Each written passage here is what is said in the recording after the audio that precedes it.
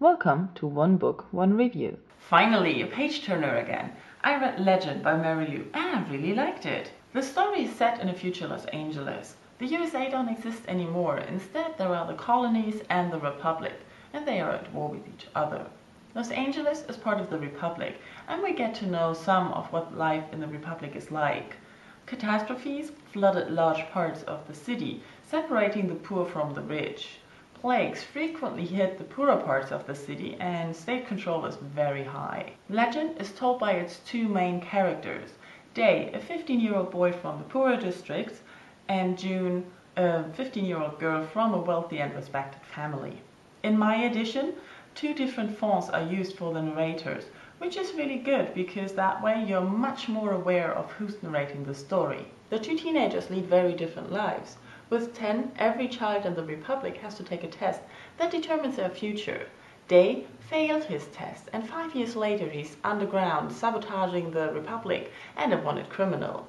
June is a prodigy. She's the only person to ever reach full score in the test.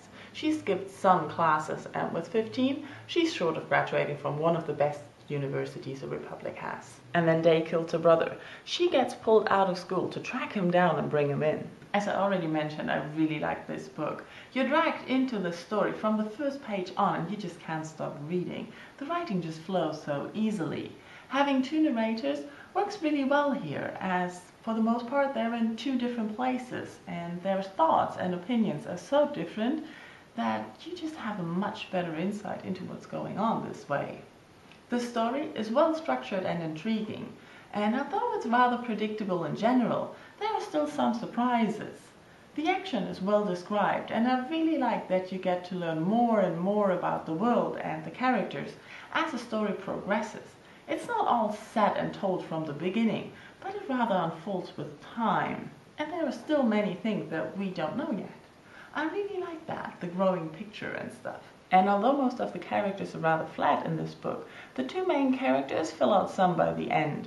Especially June is interesting, how her life and her sense of belonging changes after the murder of her brother, and also her naivety in spite of her superior intellect. I'm really curious to see where this will go in the second book.